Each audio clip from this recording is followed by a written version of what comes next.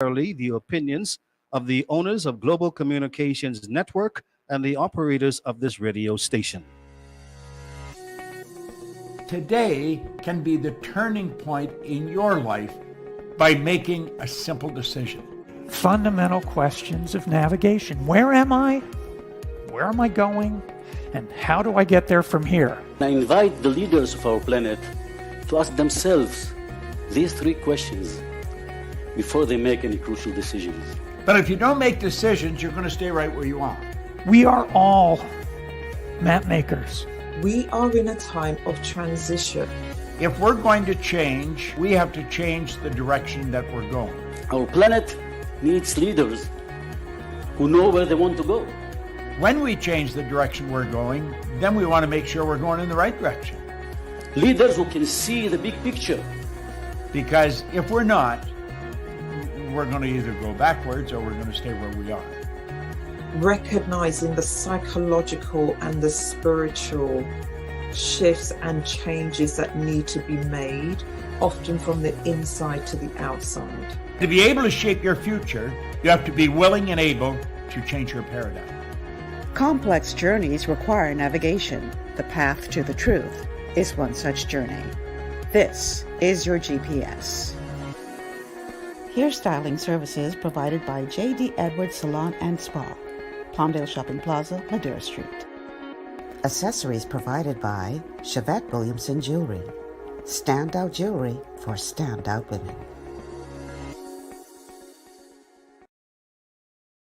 Good afternoon, everyone, and welcome to GPS Global Paradigm Shift on Global 99.5 FM. I am your host, Michelle Malcolm, and as always, it's a pleasure to be in your company today. So today is Wednesday. You know what that means. It's a Wellness Wednesday, and that means we're going to be talking about matters that are of importance to your health.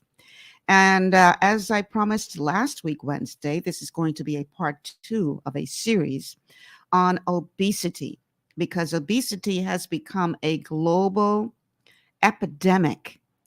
And we have been failing when it comes to trying to understand what has led to us being as fat as we are.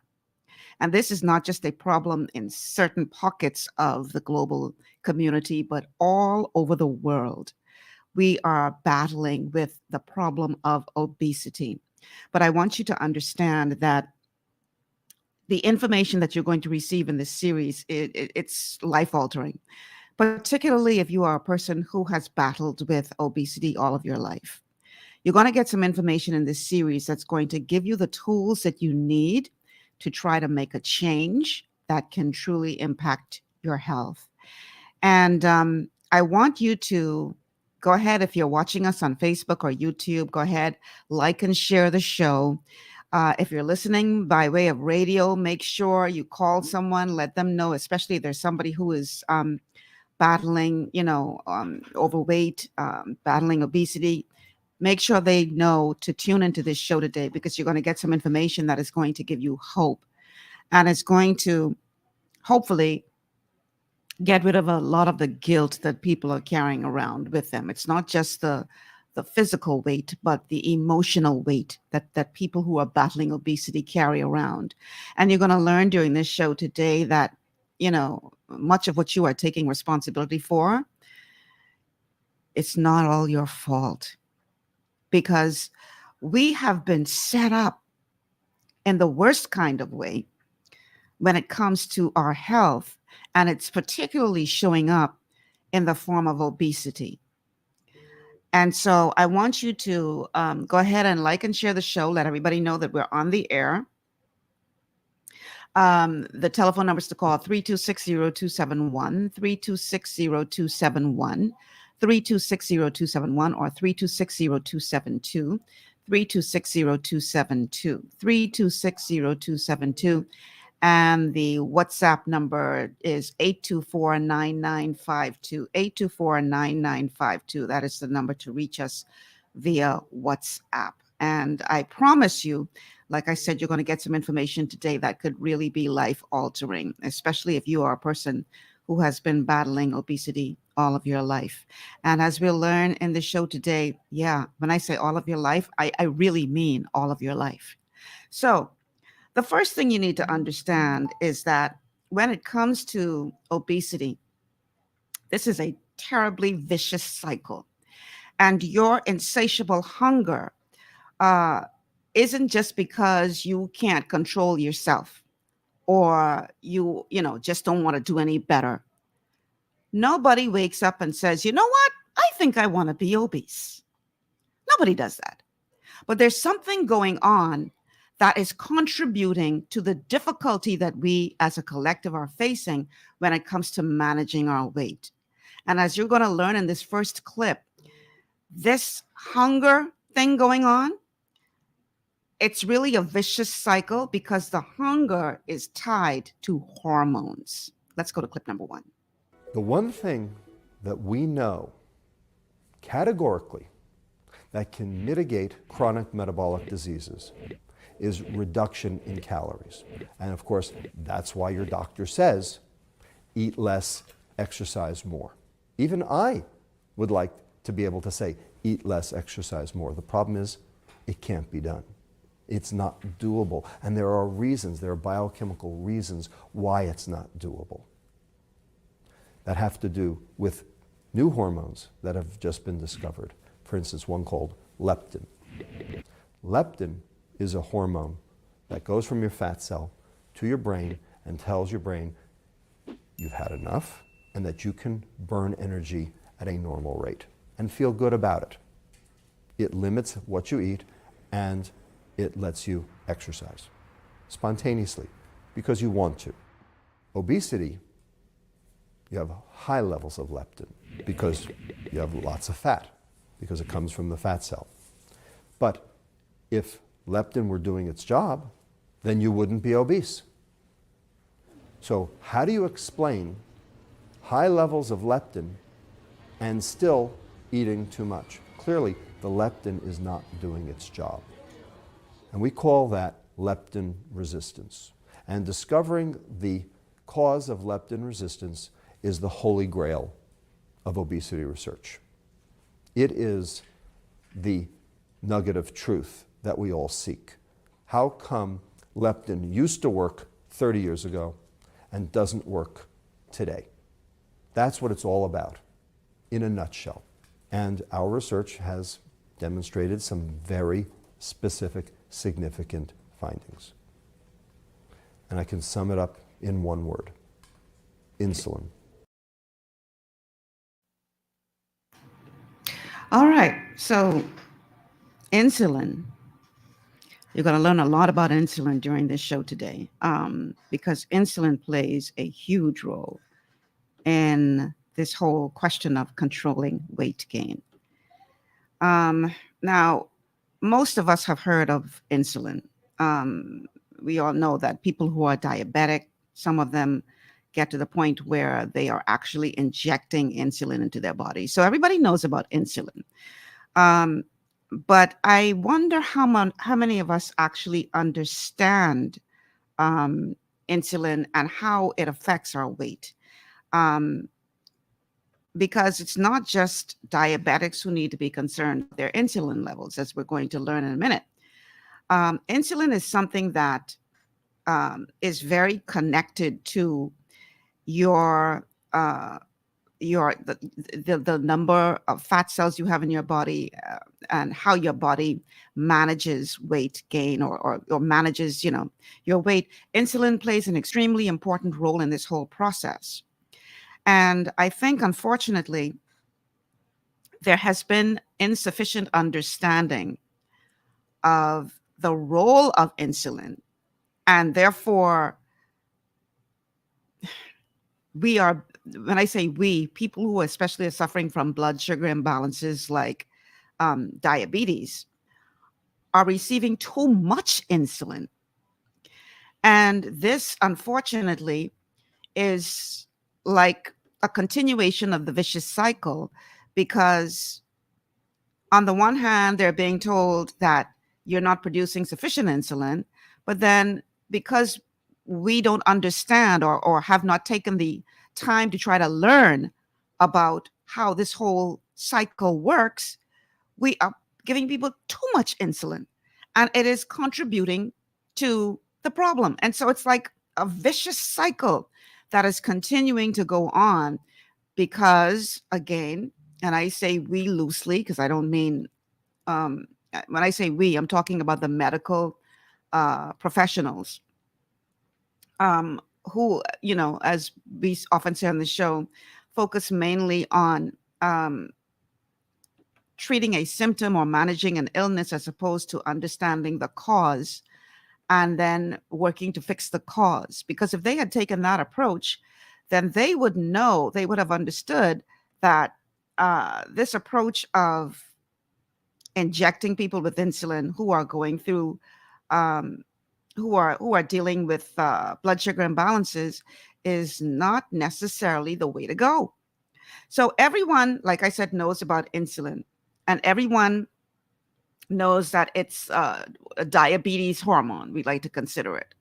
But what most people don't seem to understand or know is that insulin plays a very, very serious role in obesity. And the role that insulin plays will truly surprise you. Let's go to clip number 2. So let's take a diabetic off the street, any diabetic. Blood sugars. So let's take a diabetic off the street, any diabetic. Blood sugar's 300, that's high. We give that diabetic a shot of insulin. Blood sugar goes from 300 down to 100. That's good, right? Blood sugar went down by 200 points. Where'd the 200 points of blood sugar go? They were in the blood, now they're not. They went somewhere. They went to the fat for storage. That's insulin's job. That's not a mistake. That's what it's supposed to do. Insulin shunts sugar to fat. Period. Insulin makes fat. Period. More insulin, more fat. Period. Insulin drives weight gain. And I can explain how this works. Let's take you, nice and thin. You eat 2,000 calories a day, you burn 2,000 calories a day, you feel good. Normal day. Are you going to gain weight, lose weight, or stay the same? You stay the same, because you burn what you eat, nothing to store. Fine. Now let's do a little experiment. I'm going to put an IV in your arm and tape it down. I'm going to follow behind you, and every time you reach for food, I'm going to pump you full of extra insulin in that IV. Insulin you didn't want or need. I'm going to over-insulinize you, just like we do our diabetic patients. So, you wake up in the morning, you start eating 2,000 calories just like before, but now, because of the excess insulin I'm pumping you full of, 500 of those 2,000 calories straight to fat. You are now 500 calories heavier. If you stood on a scale, you would weigh 1/7 of a pound more, whether you liked it or not, because of what I did to you. Now, you ate 2,000, but you lost 500 to your fat. How many are left to burn? 1,500. Except for one thing, your body wants to burn 2,000 because that's where it feels good. And how many calories you burn and how good you feel are synonymous. Things that make you want to burn energy, things that increase your energy expenditure, make you feel good, like exercise, caffeine. Things that reduce your energy expenditure make you feel lousy, hypothyroidism, starvation. So how many calories you burn and how good you feel are the same. You only have 1,500 to burn, but your body wants to burn 2,000. So what do we call that? That's called starvation. So how do you feel when you're starved? Crappy, tired, slothy, sit on the couch, don't want to do anything, don't want to exercise, maybe watch TV or play video games. Sound familiar? And of course, hungry. And in a world of free access to food, which we all live in, what are you going to do? Eat back the 500. So now, instead of eating 2,000 calories, now you're eating 2,500. You've increased your food intake to compensate for the effects of the excess insulin. Except, haha, I'm still pumping you full of insulin. 100 of those 500 right off the top, straight to fat. Now you're 600 calories heavier. You're only up to 1,900 to burn. You still don't feel perfect. So you go to a doctor, you go to a nutritionist, you say, Doc, every time I stand on the scale, I weigh more and I don't feel so good. What's going on? Why am I fat? And the doctor looks at you and says, I know why you're fat. You're a glutton and a sloth. You eat too much, you exercise too little, and guess what? He's right, it's true. You are. But it's not because you chose to, it's not because you want to, it's because you have to. It's a biochemical drive set up by the insulin I pumped you full of. So you say, okay, well, that's all well and good. But how does that explain what happened in these 30 years? No one's pumping me full of insulin. Ah, yes, they are. You're not being pumped full of it, you're making it yourself. But you're making it because of the change of the industrial global diet. It comes as part and parcel of that dietary composition. And that's what's driving obesity. So then you say to me, okay, well, if that's what's going on, why isn't my leptin working? Because the work we've done shows that insulin blocks leptin at the brain and makes you hungry. So the higher your insulin goes, the more energy you store and the hungrier you get. And there's your vicious cycle of consumption, weight gain, and disease, all being promoted by excess insulin, which comes from the industrial global diet. You see how sinister this is? They would have you believe that the reason why you are obese is because you just greedy and lazy. And if you stop being Miss Piggy or Mr. Piggy, stop being greedy, stop being lazy, go to the gym, go walk, you're just lazy. And if you just changed your behavior, then you would not have this problem anymore. And truth be told, that's not the reason why you are overweight at all, as you would have just heard in that clip. Now, one of the things that you have to understand, and this is especially important for persons who are battling diabetes. I have several clients who are diabetic and on insulin. And one of the things that I explain to them is that you have a blood sugar imbalance because of a nutritional deficiency. So if you give your body what it needs, it will correct itself. Your blood sugar levels will become normal. And then your doctor is going to have to decrease your insulin and eventually take you off of insulin because your body is now doing what it was designed to do. Now, here's the problem with the approach that we take as it relates to how to treat people with blood sugar imbalances like diabetes by injecting them with insulin. Here's the problem. And this is not going to be a scientific explanation. I'm just going to break it down real simple for you. So the problem is that it takes imagine your cell is like a house with two doors, the front door and the back door. And in order for your cells to get the adequate level of sugar that they are supposed to get, you need to take certain nutrients, right? That once they get into your system, they open the back door for the right level of sugar to get into the cells. Because sugar, your body, your cells need sugar, but at the right amount, at the right level. So, because we're not getting the adequate amount of nutrition, because there are some specific nutrients, specific minerals that open the back door to allow for that sugar to get into the cell. Very specific. But we're not getting these nutrients.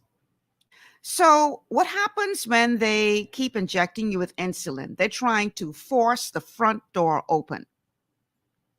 Okay, what happens is you take the nutrients get in through the front door, then they go and open the back door, and the back door lets the adequate amount of sugar into the cell. The problem is when you're injecting somebody with insulin, you're trying to force open that front door. The front door is only going to open with the right nutrients. So you keep pumping this person with insulin, trying to force this front door open. And it's not opening because you don't have the key. What's the key? Those specific nutrients. So you keep pumping this person and pumping this person and pumping this person with insulin. And eventually, you break that door down. But in the process of breaking the door down, You're doing damage. Now, all of a sudden, this person is starting to lose limbs. They're losing their fingers, their toes. It gets bad enough they got to lose a whole foot or whatever. Because the approach has been to force the door open to the cell, as opposed to providing the body with the nutrients that it needs to open the door as it was designed to open, so that they can go and open the back door for the right amount of blood sugar to get into the cell. So now we just learned in that clip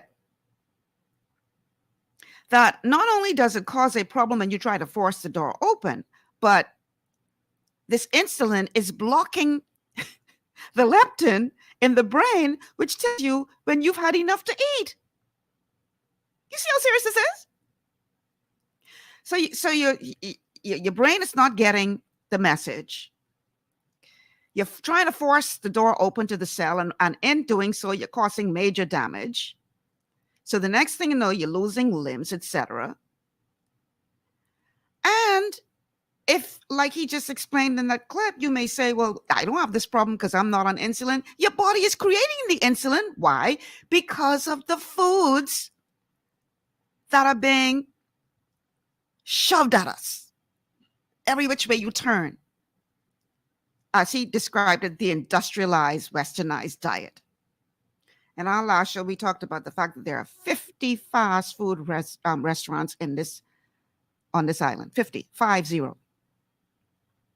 And the majority of them are serving exactly the type of food that he just described, this industrialized, westernized food. That, by the way, contains things in it that makes the food addictive. So the more of it you eat, the more of it you want. The more of it you eat, the more insulin your body is creating. The more insulin your body creates, the more it is blocking the leptin, which is supposed to give your brain the signal that you've had enough to eat. And so you are hungry all the time.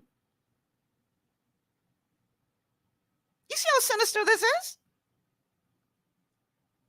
Meanwhile, they telling you, you just greedy, and you just lazy, and you just need to have more willpower and just, do a better job.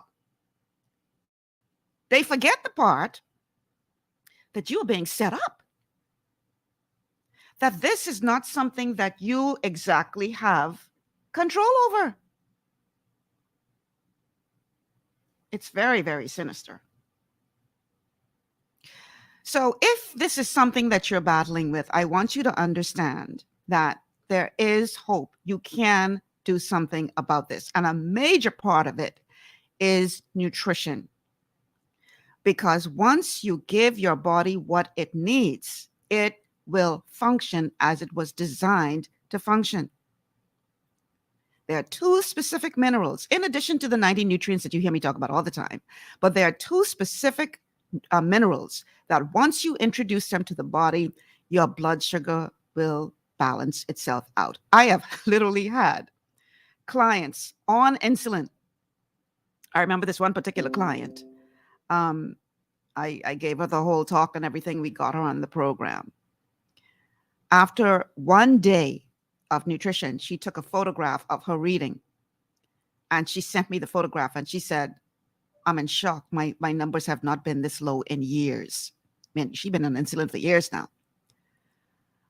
2 days later, she sent me another photo, number even lower. And she said, I just can't believe this. And every couple of days, she would send me more and more photos, and the number kept going down. And finally, she said, I think my doctor's soon going to have to decrease my insulin. I say, no, love. Your doctor going to have to take you off that insulin. Because your body is now doing what it knows how to do. But our problem, again, we don't understand the power of nutrition to help the body to do what it needs to do. We believe that everything is all about pharmaceuticals. And so if you have a blood sugar imbalance, if you have diabetes, and then obviously I need to give you more insulin, not realizing that that is contributing to the problem. Now, let me make this clear.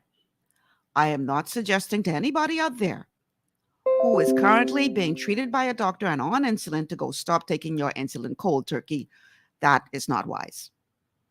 And whenever we are dealing with a client, we always say to them, let your doctor be the one to take you off of that insulin, because eventually they're not going to have a choice, because your body is now going to be performing the way it should be performing.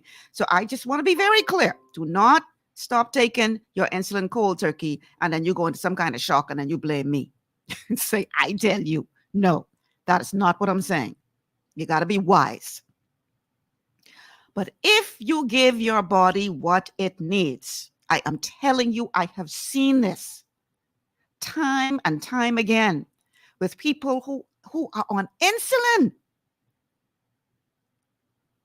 and able to get off of that because you're giving your body the nutrition it needs. Now, it is important that we understand that diet clearly plays a role in all of this, because it's pointless. There's no amount of nutrition that can outdo a poor diet. It's pointless for you to be taking more nutrition if you're going to continue to eat the industrialized, westernized diet that is contributing to the problem. It works hand in hand. There is no one without the other. So again, I want to give you some hope today to understand that there is something that you can do about this. This is not a situation where you are obese. Like a lot of people say, Michelle, all my life I've been a big person. And you can learn in this show why. That you're gonna be shocked when you understand how deep this goes. So go ahead, like and share the show. Let everybody know that GPS is on the air. And today we're talking about obesity, and you are going to want to share this information with anybody battling weight challenges. The numbers to call, 326-0271. 326-0271, 326-0271, or 326-0272.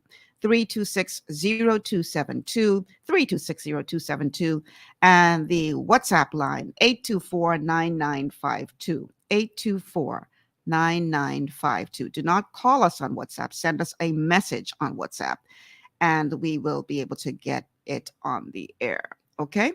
We're going to take a quick commercial break. When we come back on the other side of the break, y'all have heard about drug addiction, right? You're familiar with cocaine addiction and opioids, and you know, all that stuff. But some of y'all got one of the most addictive drugs in your pantry right now. And it ain't bad enough that you're feeding it to yourself, but you're feeding it to your children. Yeah.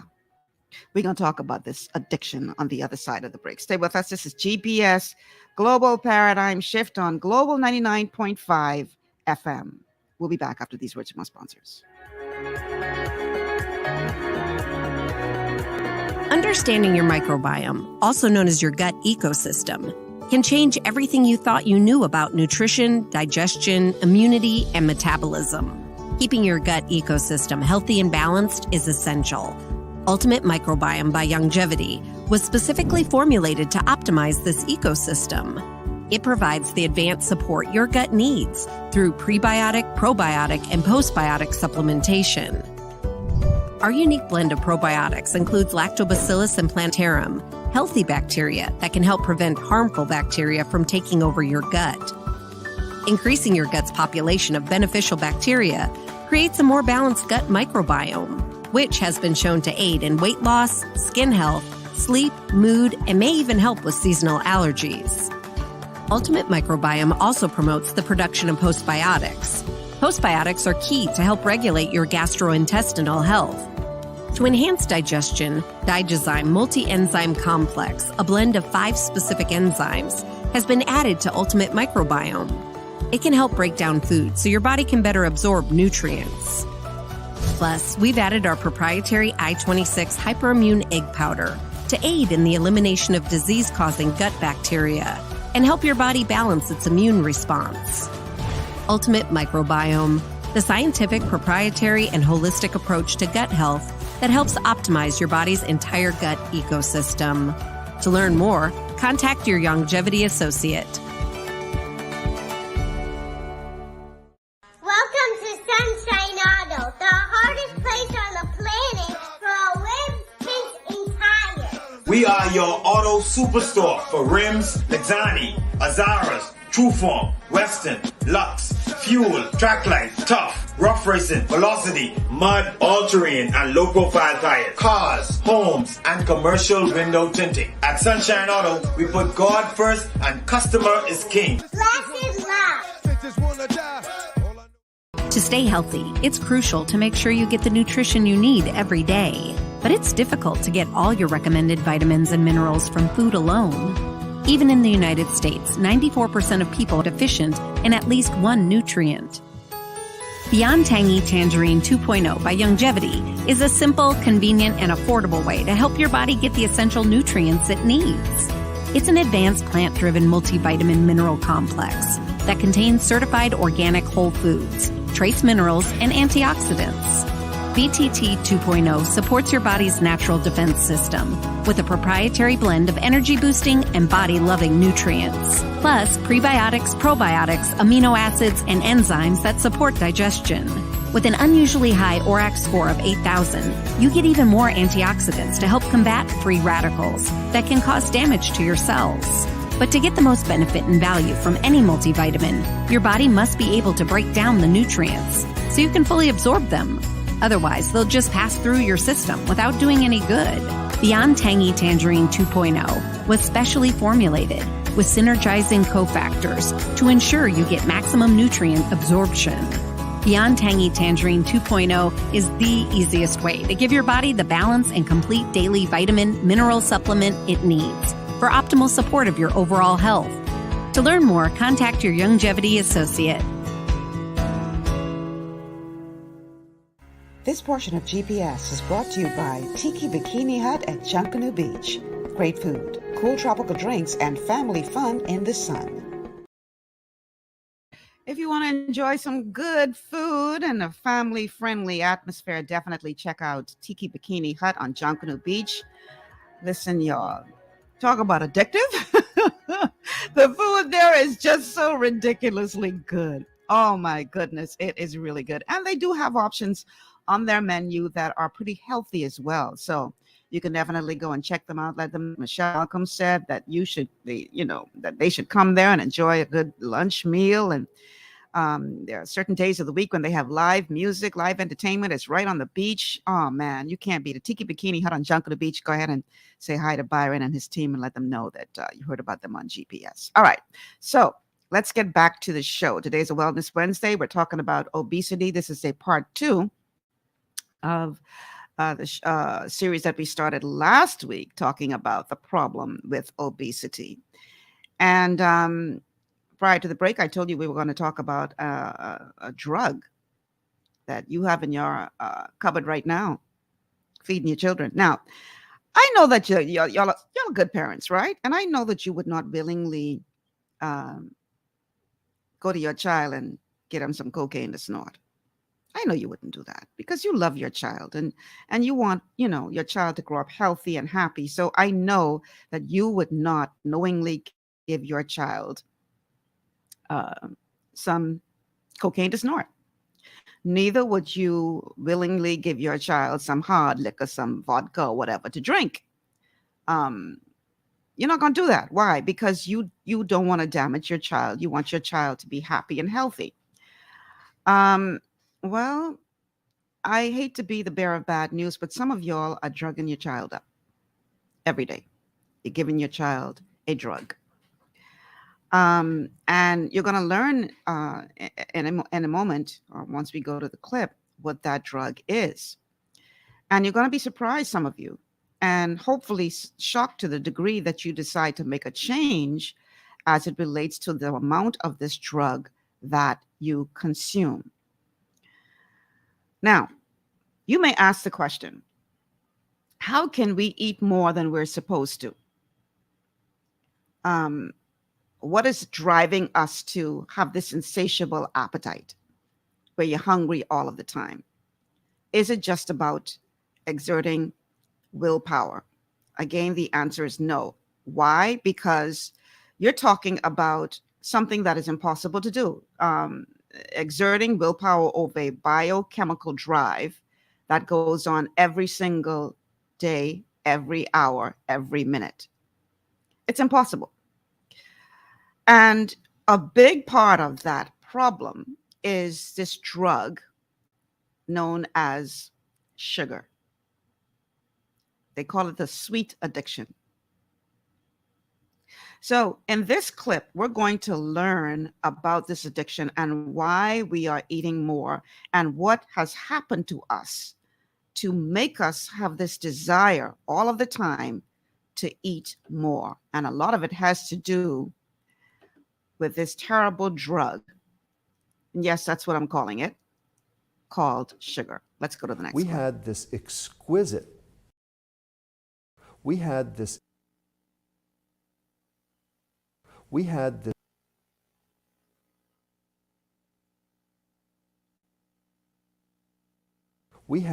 exquisite system, very sensitive system called leptin that allowed us to modulate our total food intake for 50,000 years or more. And then all of a sudden, in 30 years, the thing's broken seemingly beyond repair. How can we eat more than we're supposed to? And the answer lies in understanding the biochemistry of the brain, because clearly those signals are not working. So one signal is the starvation signal, which is clearly not working, and that's leptin. And leptin tells your brain you've had enough and you can burn energy properly. But when you don't get the leptin signal, your brain thinks it's starving. The second way is in the reward system. So there's an area of your brain called the reward center. The scientific name is the nucleus accumbens. And it is the site where dopamine works. Dopamine is a neurotransmitter, and it conveys the feeling of pleasure. And pleasure, for lack of a better word, is good. Except that a lot of pleasure, as it turns out, is not. In the process of going for more pleasure, we have changed our dopamine system. And one of the keys to addiction is the idea that after stimulating that system chronically, again and again and again, and it takes 3 weeks to do this, what happens is that the receptors for the dopamine signal now downregulate. Now there are fewer of them. We know that the brains of people with obesity do respond differently to food. In that reward center, when they see palatable food, some parts of the brain light up a lot, that wanting part. But the liking part, once they taste the food, it's blunted. It's not that they're getting more pleasure and reward, they're getting less. That's like living with an urge that you can't satisfy. And so people think that this hypo-reward condition, or this inability to experience the same level of reward from the same foods that other people are getting, is causing people to overeat in order to get that dopamine that they're missing. You have to eat more to get the same effect.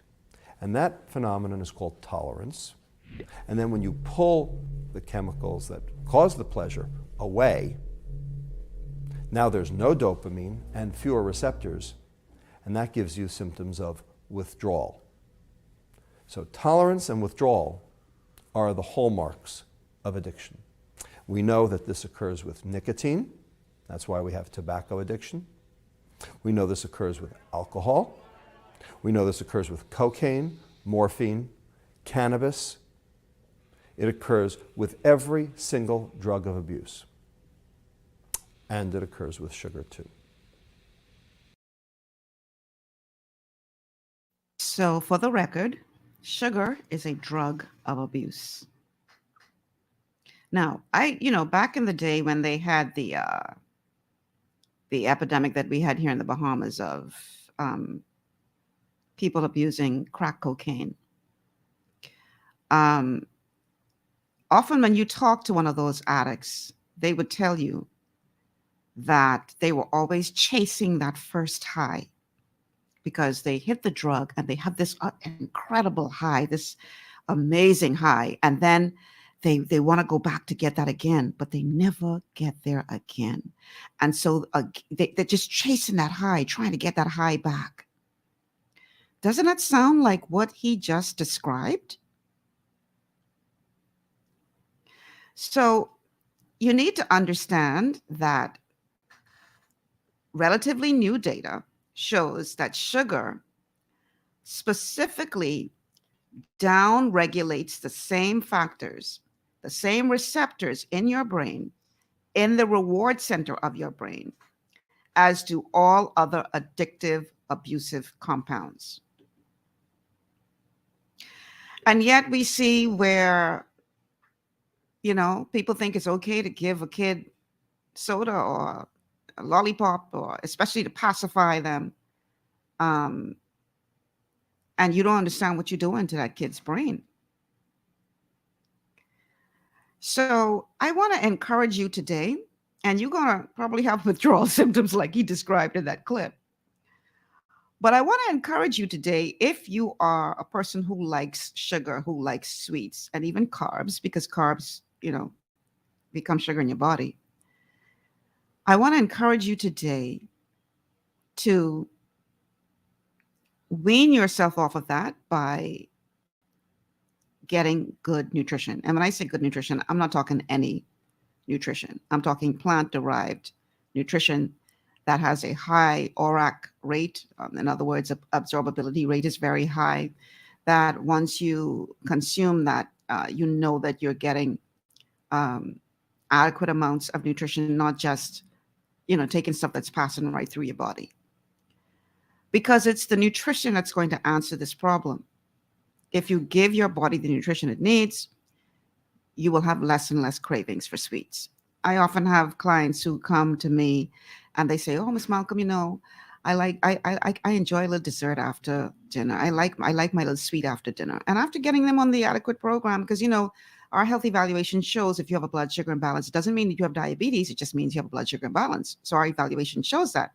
And when I explain that to a person, I say, "Listen, I'm not saying you're diabetic, but I'm saying that you have a blood sugar imbalance and you need this nutrition." And when we get them on the nutrition, they come back to me a couple of weeks later and they say, "You know what? I'm not craving for sweets anymore." And I say, that's because you're giving your body what it needs. Your body has no reason to crave for sweets. Again, you have to understand that when your body is craving for specific food, it is because your body is looking for the 90 nutrients that it needs to function. And when it's like a computer scanning all the time looking for those nutrients. And when it doesn't find what it needs, it will send you out to eat something to get the nutrients that it needs. You go out, you eat something, it doesn't have the nutrition, and in a short while later, you're hungry again because you didn't give your body the nutrition that it needed. So the key is to ensure that you're getting good quality, medical grade, plant-derived nutrition to give your body what it needs, and your body will correct itself.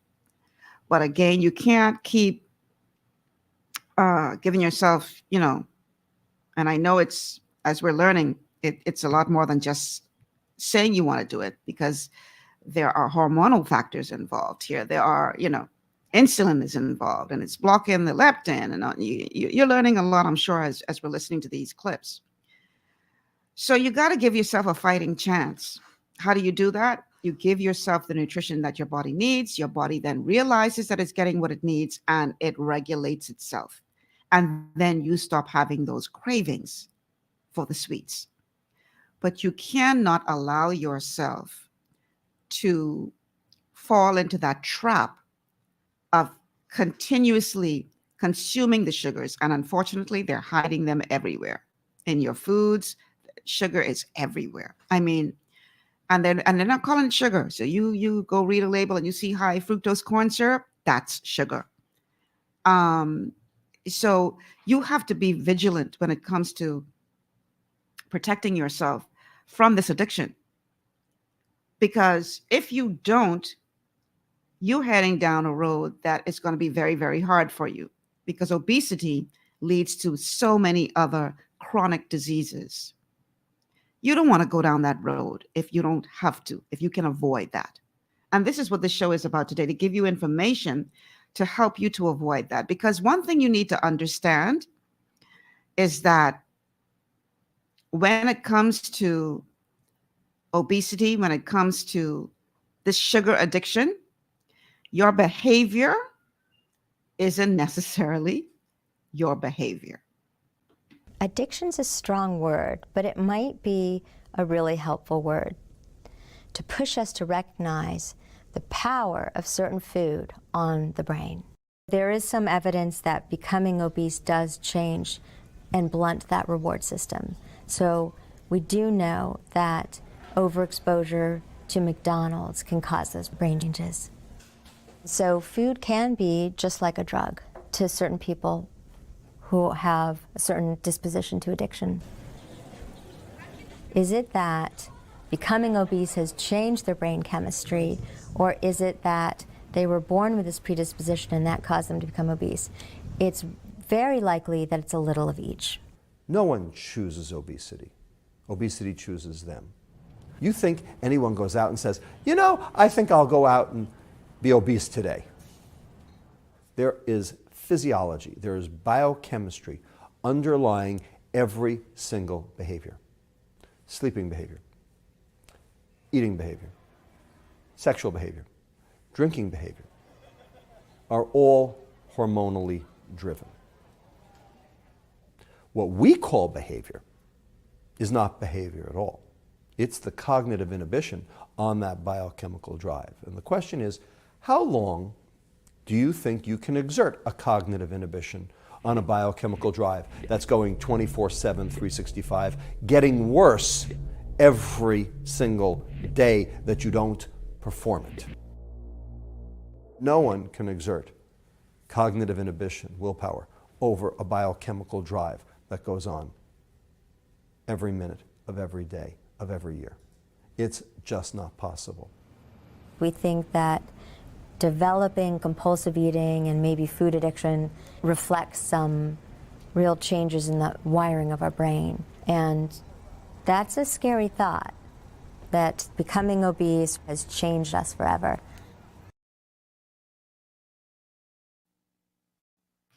So again, I want you to understand that you can do something about this. And a big part of the puzzle is making sure that you are nutrifying your body. That's a big part of the puzzle. Because that nutrition, those minerals, those amino acids, those vitamins, those essential fatty acids can have an impact on this biochemical response that they're describing. Your body is really just looking for nutrients because that's what it needs to function. And so if you give your body what it needs, then you will start to see changes. The problem that we have today is not only are we not getting the nutrition that we need, but the foods that we're eating in this industrialized Western system have zero or very, very little nutrition in them. So you're getting the calories, but you're not getting any nutrition out of those calories. So it's what we call empty calories. So you're eating all of this food that has very little nutritional value, and so your body isn't getting anything out of it. And so a short while after you eat it, you're hungry again, because why? Your body's looking for these 90 nutrients, constantly scanning, looking for the 90 nutrients. You're eating all this food, which is supposed to give you the nutrition that you need. You're not getting it there. And then on top of that, you're eating foods that are now genetically modified, because man think they're smarter than God. And so God created food naturally, but they say, you know what? I can change the molecular structure of this food and make it grow bigger and faster. Well, that's all well and good. Only problem is your body don't know what to do with that. So we're eating all these genetically modified foods that have zero nutrition, very little, if any, nutrition. And then the foods are being sprayed with pesticides and herbicides. So now you got the toxins on top of the food that doesn't have very much nutrition in it, right? And then you're not getting adequate nutrition through supplementation because, newsflash, a lot of the big pharma companies also own quote unquote vitamin companies. So they're creating these vitamins from minerals in their raw state, which your body can't assimilate, can't break down.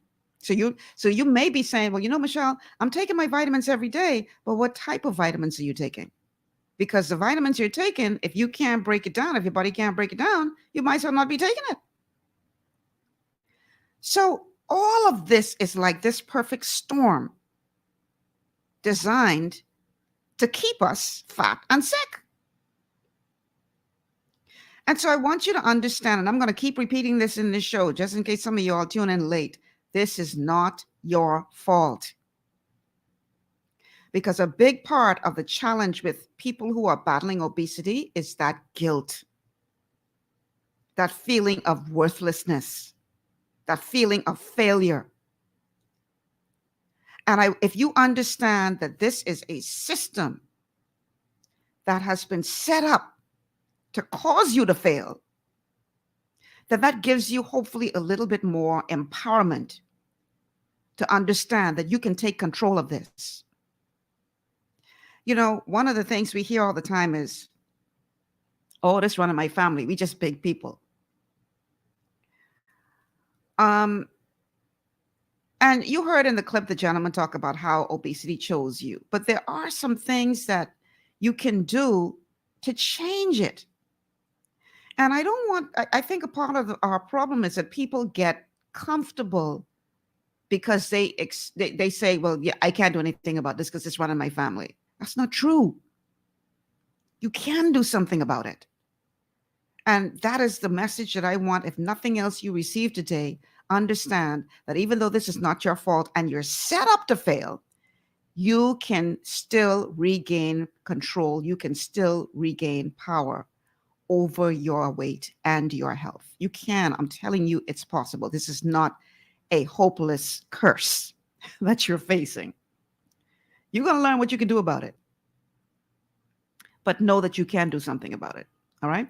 The telephone numbers to call 326-0271, 326-0271, 326-0271, or 326-0272, 326-0272, 326-0272.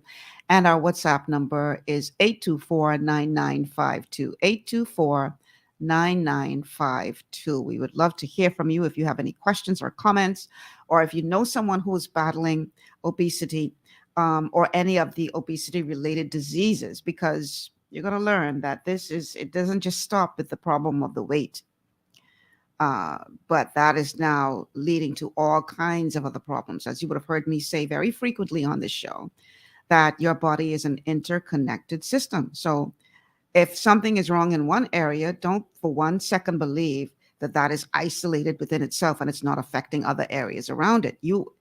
It's all interconnected. So if you're walking around obese, you best believe you're going to have some other challenges as well. People often say, I've heard people say, well, I'm heavy, but I'm very healthy. And my response to them is, if you are this heavy, then even though you think you're healthy, you're not, because that is not normal weight. That is not where your body wants to be.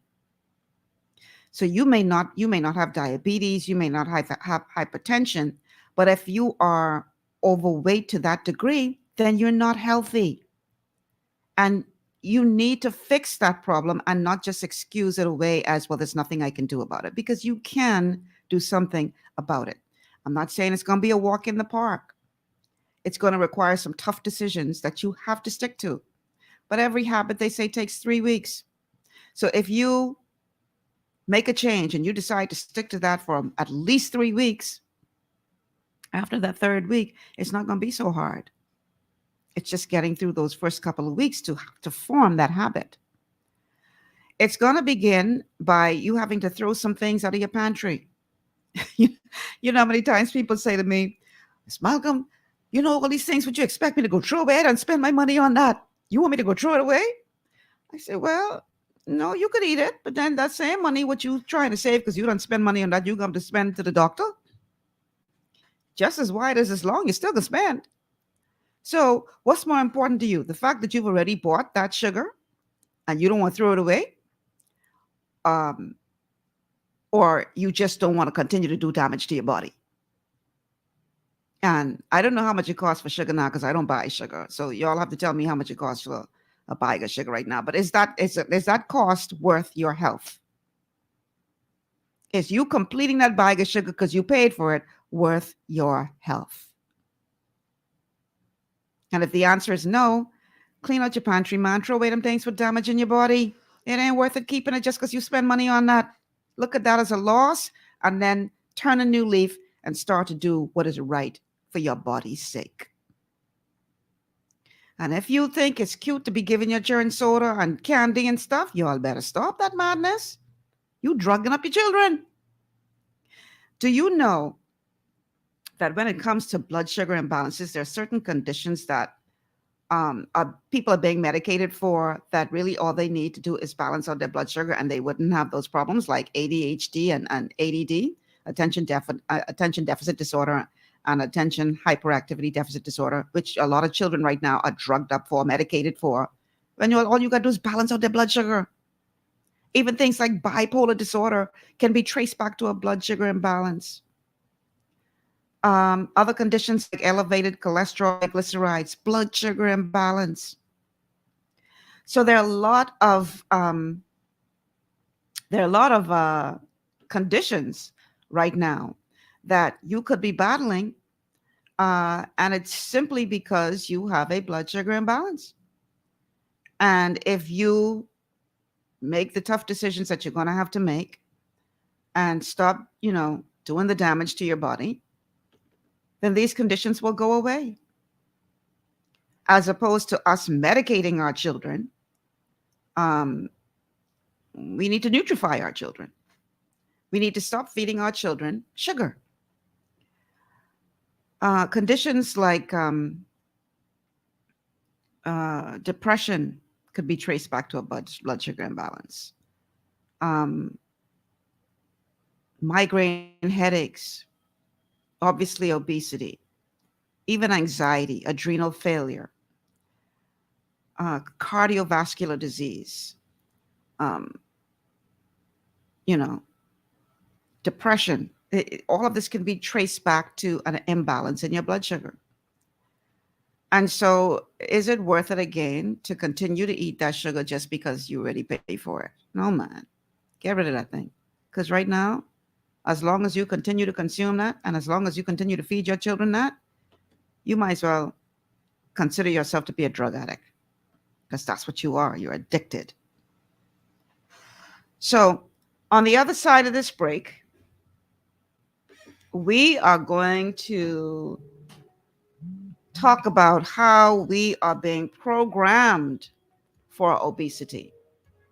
You got to learn more about how this whole system is set up to keep you fat and sick.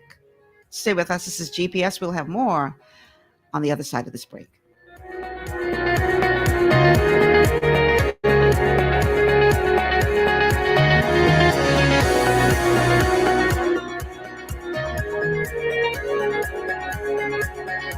Your body's immune system is under constant pressure from things like stress, lack of exercise, and toxins in the environment. It's crucial to be proactive and support your immune system with the nutrients it needs to function effectively. But it's often hard to get these nutrients from food alone. Introducing fast-acting Zinc Plus Immune Support by Longevity. Unlike zinc-only supplements, Zinc Plus Immune Support builds on the proven power of zinc and adds complementary nutrients to give your immune system extra support. Vitamin D helps balance the effects of zinc, while our proprietary blend of natural fruit and root extracts provides the extra help your immune system needs to work against daily stressors. And we've included Longevity's exclusive plant-derived minerals to give your body the minerals it needs but can't get from food alone. And because Zinc Plus Immune Support is delivered in a great tasting sugar-free berry flavored lozenge, it encourages quicker absorption of all these nutrients into your body.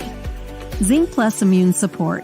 Zinc plus the extra support your body needs to promote a healthy immune system. To learn more, contact your longevity associate. Welcome to Sunshine Auto, the hardest place on the planet for rims, paints, and tires. We are your auto superstore for rims, Lexani, Azaras, Trueform, Western, Lux, Fuel, Tracklight, Tough, Rough Racing, Velocity, Mud, All-Terrain, and low-profile tires. Cars, homes, and commercial window tinting. At Sunshine Auto, we put God first and customer is king. Blessed love. It's gotten harder and harder to get your daily requirement of vital nutrients from food alone. Without additional vitamin and nutrient support, your health and well-being can suffer drastically. That's why Z-Radical was specifically formulated. It combines a blend of antioxidant-rich vitamins, minerals, and botanicals with the protective powers of fucoidan to help fill the gaps from lack of nutrients in your foods. The core of Z-Radical is fucoidan, a naturally occurring polysaccharide that helps stimulate immune reaction, protecting you against inflammation and oxidative stress. We harvest this powerful mineral-rich nutrient from brown seaweed, harvested only from the world's most pristine ocean waters to ensure the purest quality. It's then extracted using cold process technology to ensure maximum levels of bioavailability. Then we add essential vitamins that help to protect your cardiovascular and nervous systems and are crucial for optimal immune and neurological function. Z-Radical also includes a proprietary blend of delicious antioxidant-rich fruits and berries. This great-tasting combination helps your body combat free radical imbalances that can contribute to a variety of degenerative conditions like arthritis and heart disease. Z-Radical. Experience the power of fucoidan with antioxidant-rich berries, 8 essential vitamins, and more to provide you with potent health benefits. To learn more, contact your longevity associate.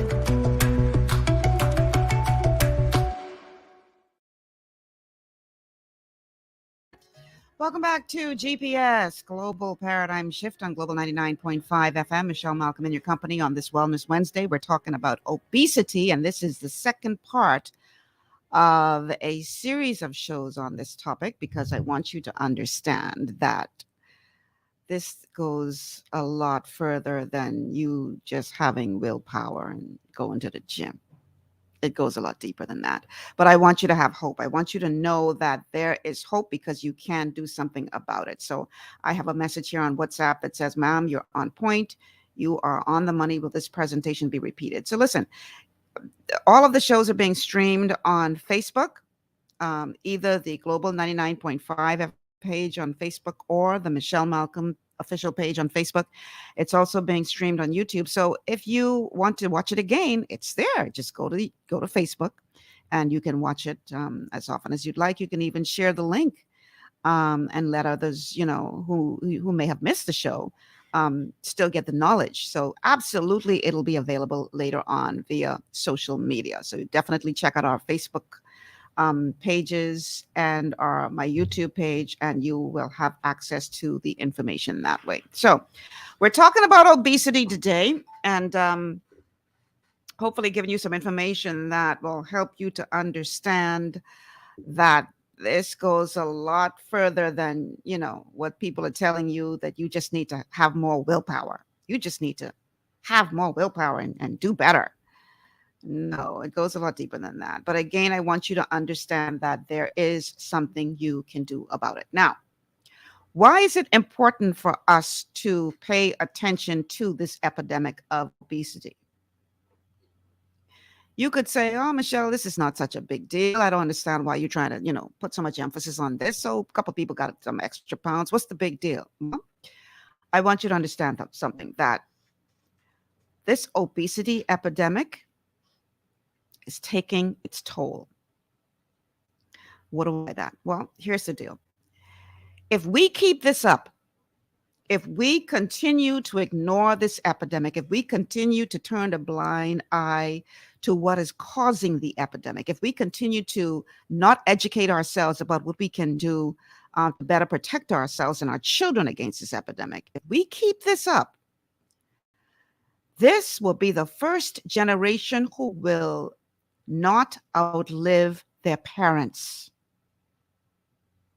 I will repeat, if we do not get a handle of this problem, this will be the first generation. We call them Generation X. We should call them Generation XL for extra large. This will be the first generation who will die before their parents.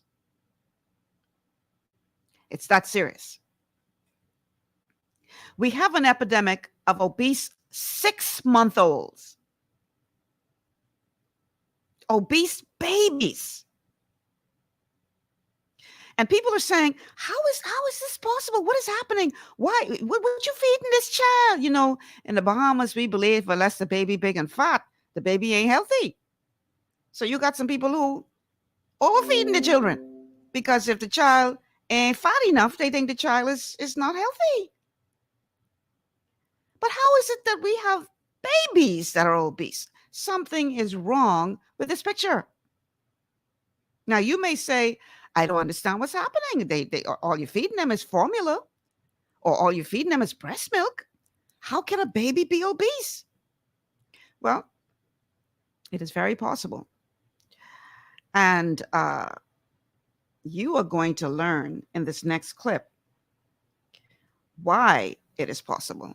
Because in many ways, we are we're being programmed to be obese. Now, the last clip that we played, was that clip number 5 or was that clip number 4? I don't remember which one we played already. I think it was number 4. Okay, so let's go to clip number 5. You lay down your fat before you're born. And what determines how much fat you lay down? The baby's insulin before they're born. The more insulin, the more fat. And what determines that baby's insulin? The mother's diet. We need to focus on prevention. When does prevention start?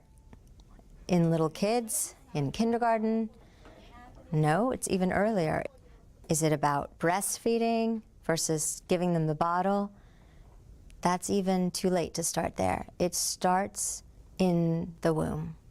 And it starts actually even before conception in the woman's health. And so young women are shaping the future generation's health. They're the gatekeepers. And so we should be putting a lot more effort into promoting a healthy generation of women, because they are absolutely shaping the next generation, and whether they're coming out all set up for obesity. We know that birth weights have been going up over the last 25 years worldwide. And we know that mothers' weight gain during pregnancy, which has also been going up, translates into babies' adiposity, babies' fat stores. So fat cells like to get filled. As soon as they're out, they're hungry. And we see these kids calling for food at age 2 months, 3 months, and the parents don't know where this came from. And it's because they were programmed to do so. So the problem doesn't start with, you trying to overfeed or force feed this baby.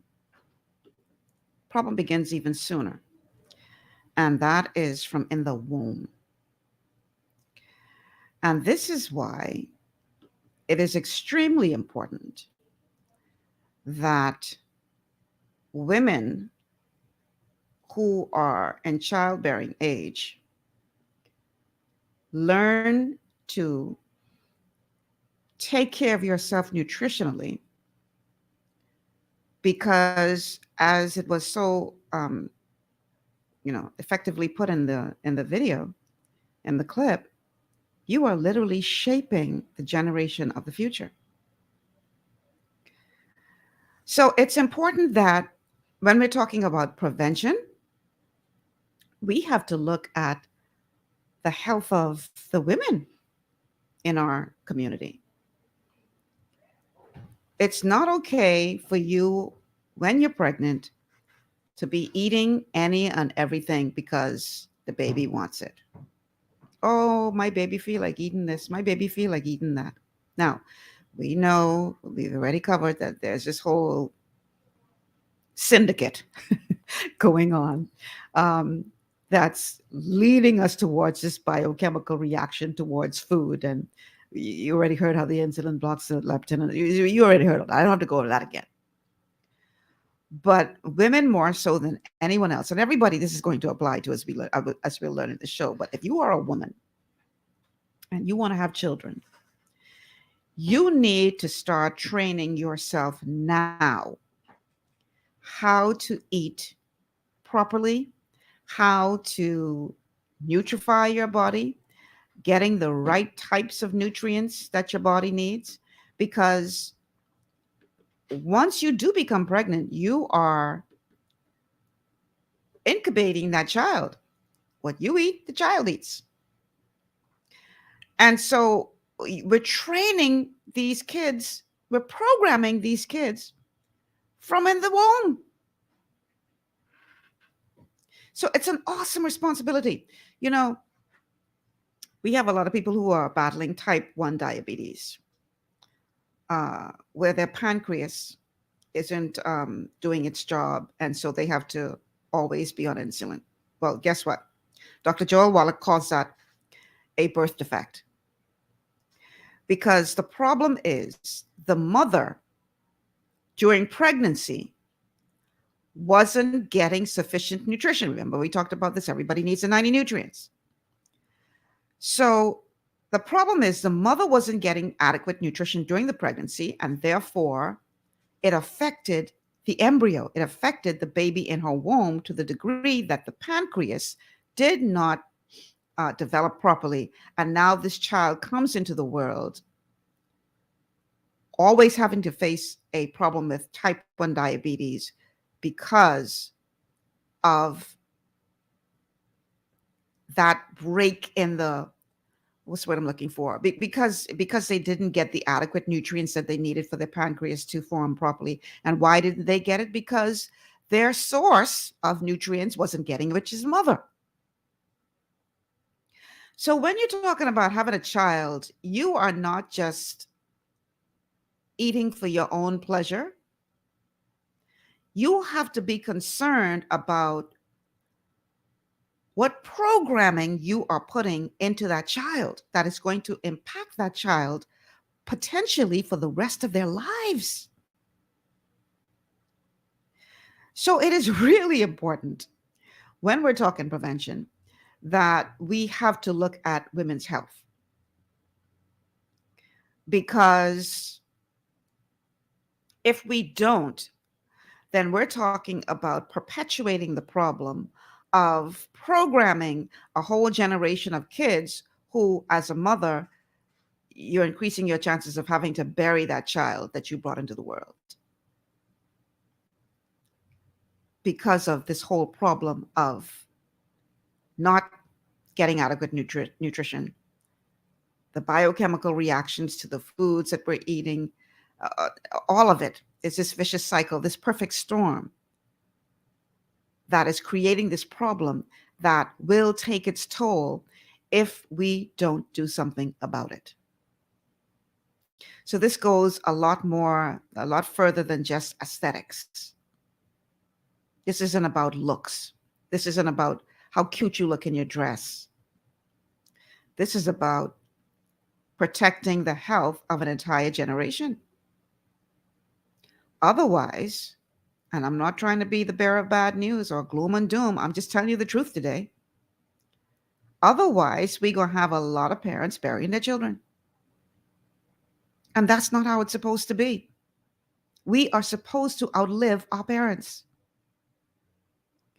But we are seeing in our society where people are getting younger and younger, sicker, where these chronic diseases that back in the day only used to be what old people got, now we're seeing younger and younger people. Listen, man, I got clients in their early 30s who are on dialysis. Something wrong with that picture.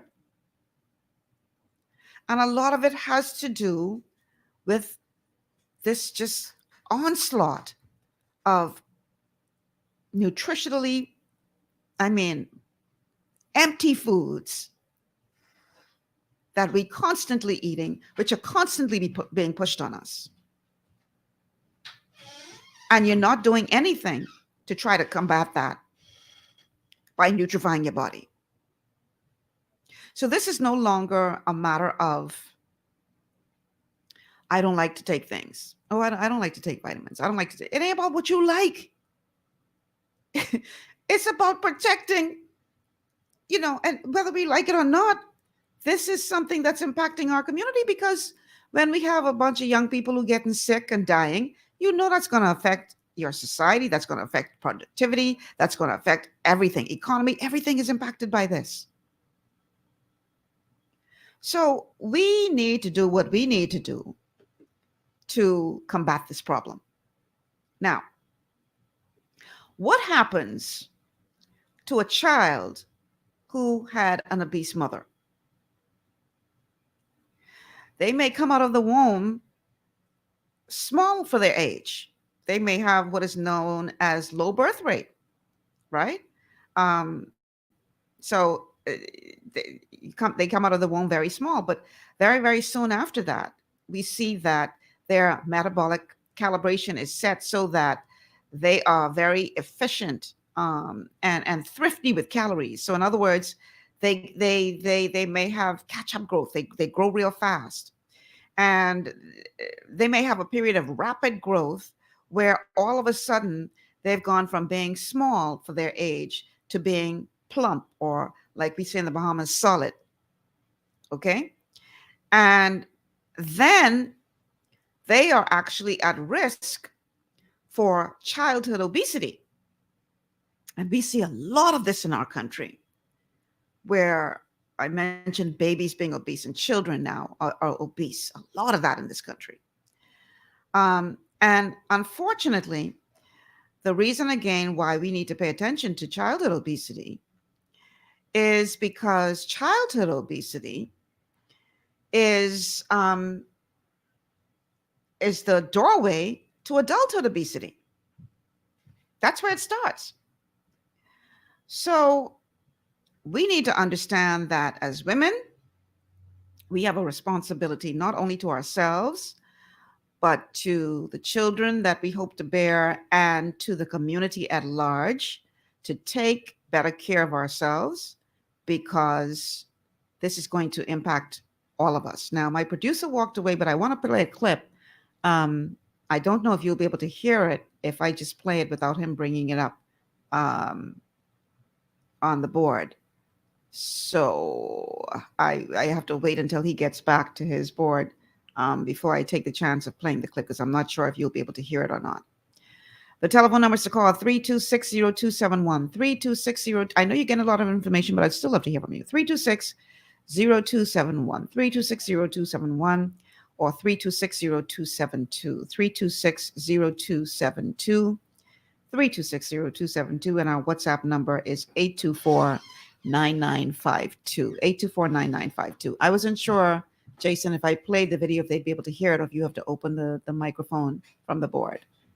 Okay, so let's go ahead and play this clip now. We used to say if a child was overweight or obese, that didn't necessarily predict that they were going to be an adult that's obese. And now it's starting to track across time. If you have childhood obesity, you're likely to become an obese adult. And if you've had obesity for that long of a duration, you're likely to have early onset of that whole range of obesity-related diseases. So it's a trajectory that starts with these young women.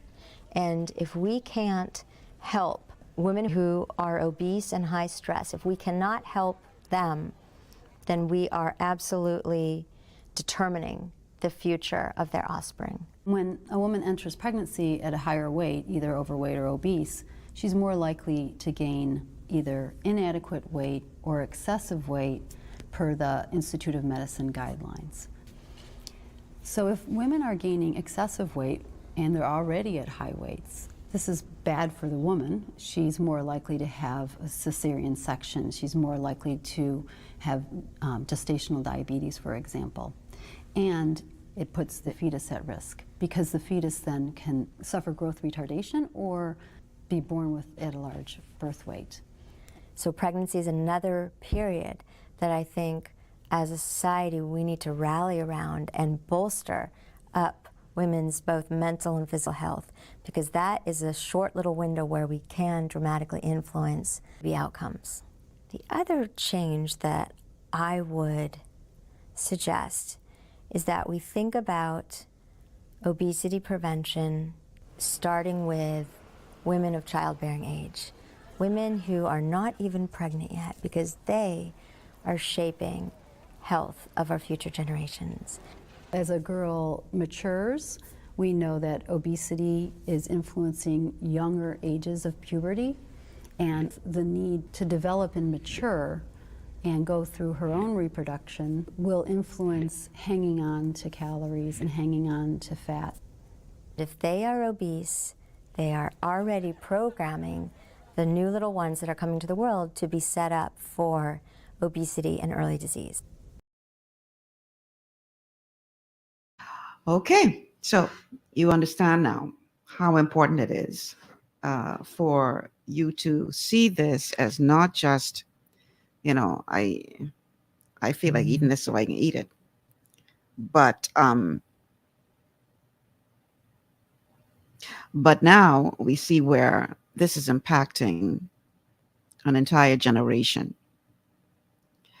And so I want to encourage you that if you are in childbearing age, if you want to have kids, if you're pregnant now, do your research, find out what you need to be doing to try to nutrify your body, because we don't want a situation where the nation is so sick, and I dare say that we pretty much already there. So we obviously need to reverse this now. But we're at a situation now where our nation is so sick that with many of these non-communicable diseases, we are leading the world, or right up there with the leaders of the world in things like cancer and hypertension, heart disease, obesity, diabetes. We're too small of a nation for that. And so I just want to encourage everyone out there, this is not a game. You talk to some people about it and their attitude is, girl, Michelle, I ain't on your run. I want to eat what I want to eat. This is not a game. And unfortunately, it's not just about you. Because when you become sick, that sickness is a burden to the entire community, because now you're talking added stress to the healthcare system. So this is not just about you. But we need to get to the place where we take a national approach to ensuring that we understand this whole dynamic of what leads to obesity, starting as early as in the womb, people. So you deciding to eat poorly isn't just affecting you, but now you're setting up that child of yours to have a struggle. It's that serious. So I want to encourage us all, because we all have a role to play in this, to take a more serious approach to our nutrition and our health. Somebody says, I'm listening to the program and would like to know what are the 90 nutrients that your body should have. Okay, so I'm clearly not going to go through all 90 of them today because that'll be the rest of the show. But you need 60 minerals. That's 60. 60 minerals, 16 vitamins, 16, 12 essential amino acids, and 3 essential fatty acids. 60 minerals, 16 vitamins, 12 essential amino acids, 3 essential fatty acids. Those are the 90 nutrients that your body needs. And once you are adequately nutrifying your body and you're not doing continuous damage to the body by eating the bad foods, I did a whole show on the 12 bad foods a couple of weeks ago. Again, you want to check out the Facebook page to see if you can find that show. It would have been on a Wednesday, about 2 or 3 Wednesdays ago. We did a show on the 12 bad foods because there's no amount of nutrition that can outdo a poor diet. So you could be taking all the vitamins in the world, but if you continue to eat poorly, if you continue to eat fast food every day, and drinking, sugary drinks every day, there's only so much that nutrition can do. Eventually, the bad food is going to win. And now we know from a biochemical reason why. So if you want more information about the 90 nutrients, hit me up. You can send a message to 824-9952 and just say 90 nutrients, 824-9952, and then I'll get back to you individually and offer you a consultation where we can tell you what those nutrients are and what your specific needs are as it relates to adequate nutrition, because no two people are exactly alike. So my need might be different from your need, but we all need the 90 nutrients, all of us. But then, I may have need for additional, nutrients based on my symptoms. And likewise, you may have needs based on your specific symptoms. So we're going to take the final break of the show. And then on the other side of this break, we're going to examine the fact that this is really everybody's problem. And then I want to hear from you. We're going to talk about strategies, what you can do to give yourself a fighting chance against all of this. So stay with us. This is GPS. You're listening to Global 99.5 FM. And we'll be back after these words from our sponsors.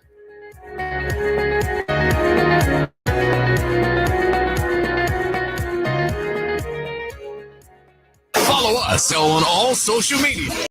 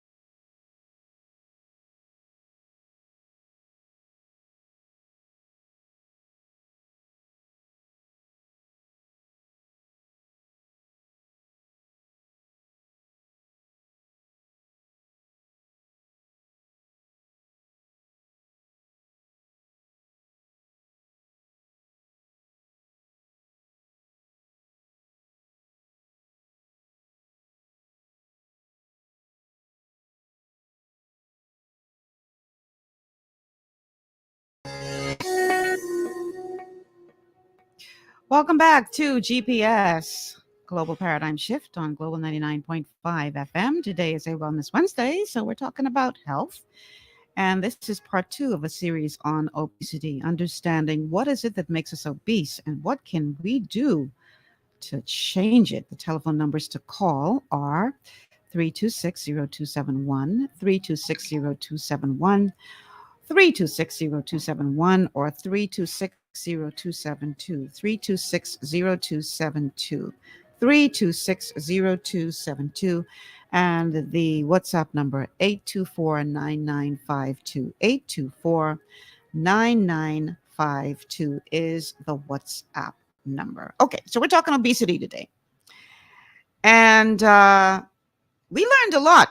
I'm sure you've learned a lot. I certainly did, about how this whole thing is, how we're programmed from in the womb based on what our mother is consuming. We learned how the foods that we're eating in this industrialized Western society is leading to us producing insulin. And that insulin is blocking leptin, which tells our brain that we've had enough to eat. And so it's this vicious cycle of continuously being hungry based on your hormones. And it's not just a matter of you not having sufficient willpower. We learned that women are at the center of all of this because you are an incubator. And what you put into your body definitely affects the baby that you're carrying. And you can actually program your child to be more susceptible to obesity based on what you are consuming and what you are eating. And we are learning every Wednesday the importance of nutrifying your body and ensuring that you are getting adequate nutrition to give your body what it needs so that your body can perform in the manner in which it was designed to perform. So, what I want you to understand as we have this conversation is that this isn't just about women, this isn't just about babies, this is everybody's problem. This is not just affecting people who are overweight or obese. This really is a generational, systemic, societal problem. This is something that no matter what size dress you wear, we should all be concerned about this, because at the end of the day, if we do not take this under control, then we are looking at a problem that is going to impact our entire society. Okay, so now let's go to the next clip. We know that people are dying younger. We've actually seen it now in the data. This last year, 2009 to 2010, we saw a decline. We know that people are dying younger. We've actually seen it now in the data. This last year, 2009 to 2010, we saw a decline in mean lifespan of 3 months. The first time in the history of the world where lifespan started to go down instead of up. So this is the gift that keeps on giving. And this can actually be transmitted from generation to generation. Fixing the diet is not just a question of fixing the diet for children, but fixing the diet for the mother who's pregnant, which means fixing the diet for the mother before she comes pregnant, which means all the way back. In other words, fixing it for everybody. That is a public health intervention. So what he would have said at the top of that clip that you may not have heard is that for the first time, we're seeing where the lifespan is decreasing instead of going up. So expected lifespan, instead of living longer, we're seeing now where people are living shorter lives because of all of these chronic diseases. So this is something obviously that we need to pay attention to. This is no longer something that we think only those people over there have a problem with. No, we all have this problem. We're all suffering from obesity, no matter what size you wear. So according to the World Health Organization, overweight and obesity are defined as abnormal or excessive fat accumulation that presents a risk to health. A body mass index of over 25 is considered overweight. And over 30 is considered obese. The issue has grown to epidemic proportions, with over 4 million people dying every year as a result of being overweight or obese. And that is from 2017. So I dare say that that number has probably increased since then. But those were the last available statistics, 2017. Rates of overweight and obesity continue to grow in adults and children. From 1975 to 2016, the prevalence of overweight or obese children and adolescents aged 5 to 19 years increased, check this out, more than fourfold, from 4% to 18% globally. I just want y'all to wrap your mind around this. Obesity is one side of a double burden of malnutrition. This is all from the World Health Organization, just in case you've been listening to this show and you say, where Michelle going with this foolishness again? This is the World Health Organization speaking now. Obesity is one side of the double burden of malnutrition. Today, more people are obese than underweight in every region except sub-Saharan Africa and Asia. Once considered a problem only in high-income countries, overweight and obesity are now dramatically on the rise in low and middle-income countries as well, particularly in urban settings. The vast majority of overweight or obese children live in developing countries, where the rate of increase has been more than 30% higher than that of developed countries. Why?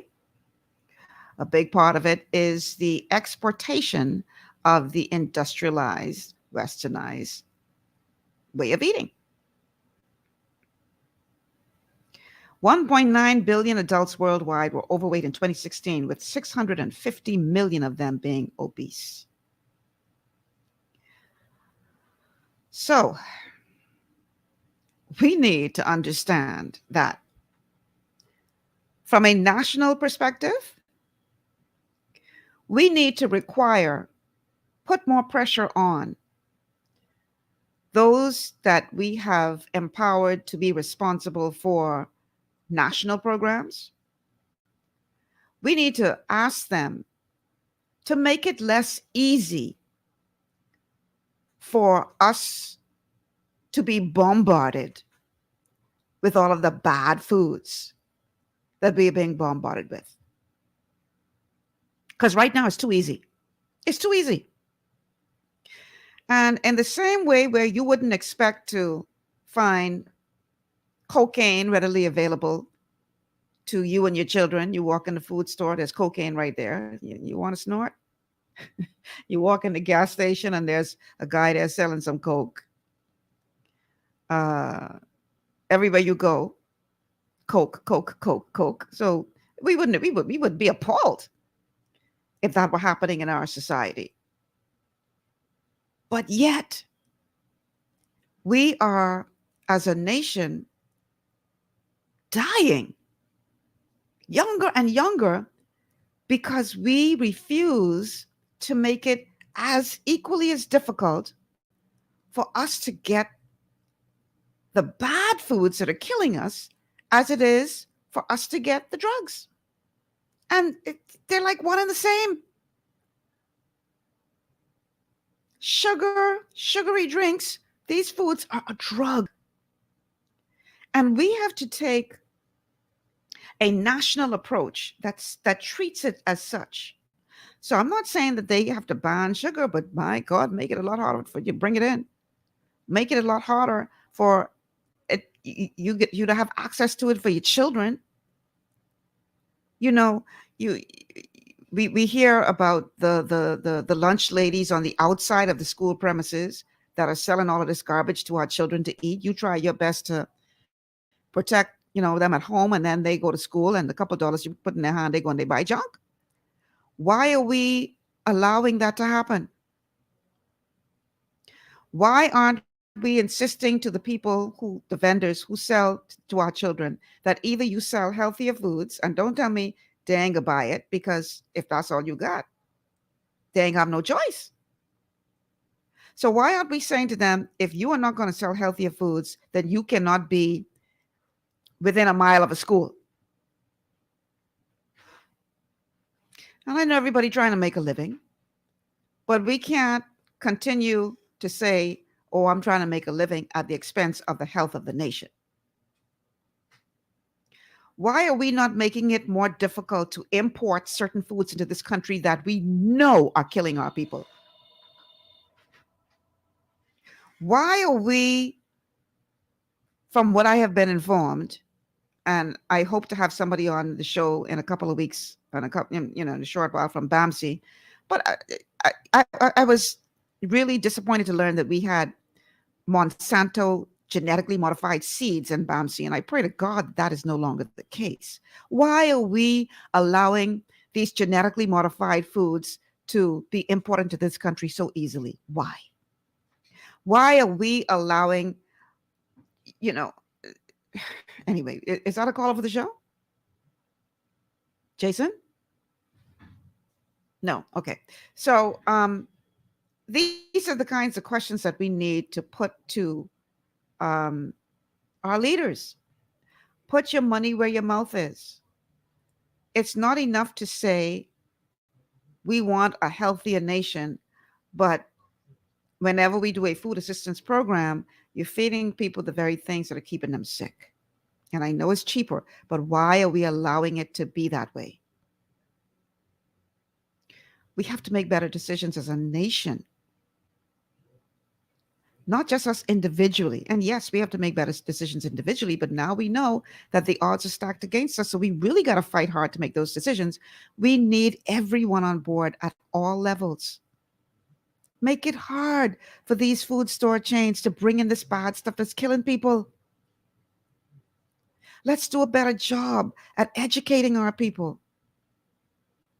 Let's make better individual decisions as best we can, particularly when you are carrying a life in your womb that your decisions are going to impact for the rest of their lives. I want you to understand that as of 2021, according to the World Health Organization, there were 3 phases of malnutrition. 149 million children, stunting growth. Children under 5 are affected by stunting, too short for their age, directly related to malnutrition. This is not Michelle talking. This is the World Health Organization. Another part of the malnutrition problem, wasting. 45 million children under 5 are affected by wasting or too thin for their height. And on the other side, 39 million children under the age of 5 are affected by being overweight. These are all phases of malnutrition. Back in the day, we used to think that malnutrition was only those poor children in Africa with the extended stomachs. No. Malnutrition could be the fat child walking around eating all the time. And you could say, well, how could they possibly be malnourished? Because they ain't getting no nutrition in the food that they're eating. So we have to make better decisions as a nation to try to combat this problem of malnutrition and obesity. The two go hand in hand. So, what are 5 keys to a healthy diet? You want to make sure that that you're eating well as best as possible. That may mean that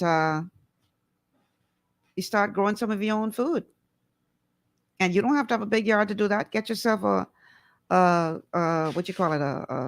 gallon bottle container, cut that thing in half, put some soil in that, start planting seeds, start growing your own food. Especially the greens that are so expensive, could be so expensive in the food, so grow your own. That's one of the first things you could do. From birth to 6 months of age, feed babies exclusively with breast milk.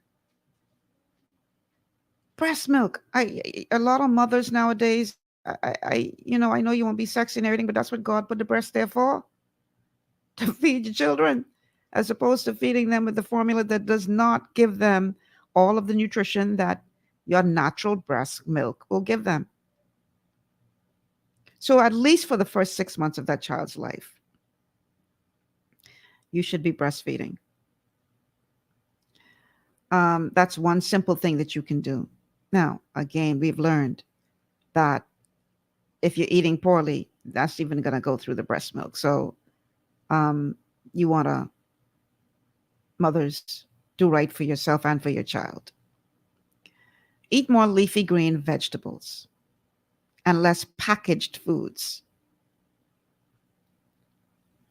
Because most of those packaged foods, and especially if they say low fat, are loaded with sugar. And we know that sugar is the enemy. Did you guys know that sugar is one of the main things that can cause you to wrinkle early? It causes you to age real fast. Sugar. So, if only for the sake of vanity, ladies, if you don't want to wrinkle too fast, cut out the sugar. Sugar ages you fast. Okay?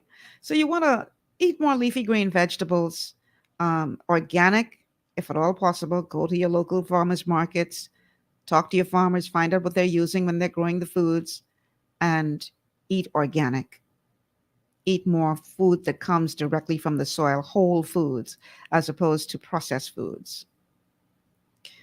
You want to avoid the damaging foods, particularly those that damage your gut, inflammatory causing foods, because if your gut is damaged, then that's going to add to the problem of malnutrition.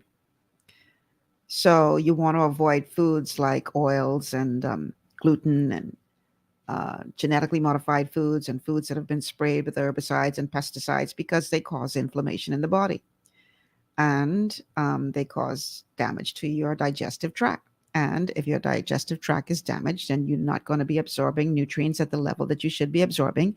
And then you're going to suffer from malnutrition. And then your body's going to be constantly looking for this nutrition.